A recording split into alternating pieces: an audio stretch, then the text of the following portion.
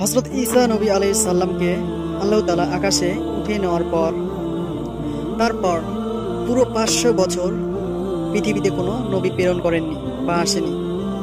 তখন গুনাহগার এবং কুফরি এবং গীবতকারী যারা আছেন তারা এতটাই বেড়ে গিয়েছিল যে খ্রিস্টানরা পথভ্রষ্ট হয়ে এদিক সেদিক ঘুরে বেড়াতো এবং নিজেদের মধ্যে লড়াই করত। তারা সে সময় আল্লাহকে মাননেওয়ালা পৃথিবীতে প্রায় নাই বললে চলে, কিন্তু শয়তানকে মাননেওয়ালা চারিদিকে পৃথিবীতে ছড়িয়ে পড়েছিল।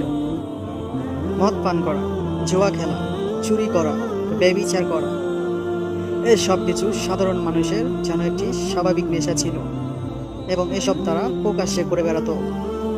পুরো পৃথিবীতে ছড়িয়ে পড়েছিল, মানুষ মানুষের ধ্বংস চেত এবং বিভ্রান্তি অন্ধকারে পুরো পৃথিবী ঢেকে গিয়েছিল। তখন এমন পরিস্থিতি যে আল্লাহ তাআলা সিদ্ধান্ত নিলেন যে ফাইনালি নবী প্রেরণ করতে হবে পৃথিবীতে। তখন নবী প্রেরণ করলেন।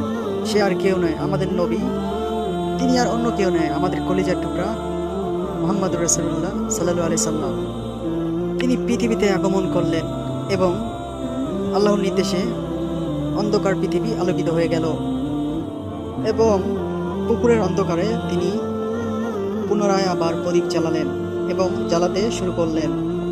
তাই প্রিয় নবীর খাতিরে পড়ুন সাল্লাল্লাহু আলাইহি সাল্লাম, এবং যদি ভালোবেসে থাকেন নবীকে অবশ্যই ভিডিওটি শেয়ার করতে ভুলবেন না। ইসলামিক ভিডিও এর সাথে আপনারও সওয়াব হবে এবং সবাই নেকি পাবে এবং সবাইকে জানার সুযোগ করে দিবেন। তো চ্যানেলটি যদি ভালোবেসে থাকেন সাবস্ক্রাইব এবং শেয়ার, এবং ভিডিওটি কেমন লাগলো তা কমেন্টেও লিখে যেতে পারেন। আল্লাহ হাফেজ। আজকের ভিডিও এখানেই শেষ করছি।